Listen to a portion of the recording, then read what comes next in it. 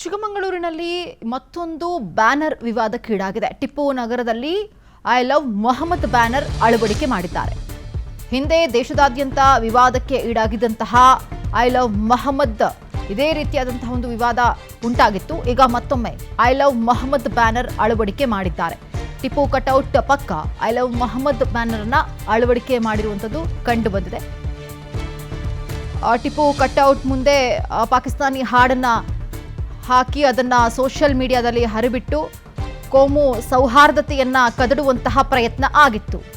ಅದು ಮಾಸುವ ಮುನ್ನವೇ ಈಗ ಮತ್ತೊಮ್ಮೆ ಐ ಲವ್ ಮೊಹಮ್ಮದ್ ಅನ್ನುವಂತಹ ಬ್ಯಾನರ್ ಅನ್ನ ಹಾಕಿ ಟಿಪ್ಪು ನಗರದಲ್ಲಿ ನೋಡಿ ಯಾವ ರೀತಿಯಾಗಿ ಒಂದು ಕೋಮು ಸೌಹಾರ್ದತೆಗೆ ಧಕ್ಕೆ ತರುವಂತಹ ಕೆಲಸವನ್ನ ಮಾಡ್ತಿದ್ದಾರೆ ಈ ಕಿಡಿಗೇಡಿಗಳು ಅಂತ.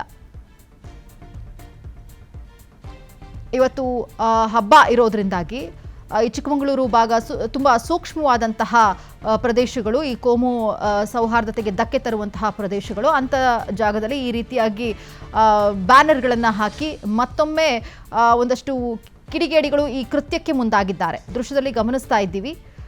ಈ ಹಿಂದೆ ಕೂಡ ಈಗ 2-3 ದಿನದ ಹಿಂದೆ ಯಾವ ರೀತಿಯಾಗಿ ಪರಿಸ್ಥಿತಿ ನಿರ್ಮಾಣ ಆಗಿತ್ತು. ಟಿಪ್ಪು ಕಟ್ಔಟ್ ಮುಂದೆ ಪಾಕಿಸ್ತಾನ ಹಾಡನ್ನು ಹಾಕಿ ಒಂದಷ್ಟು ಜನರ ಮನಸ್ಸನ್ನು ಕದಡುವಂತಹ ಪ್ರಯತ್ನ ಆಗಿತ್ತು.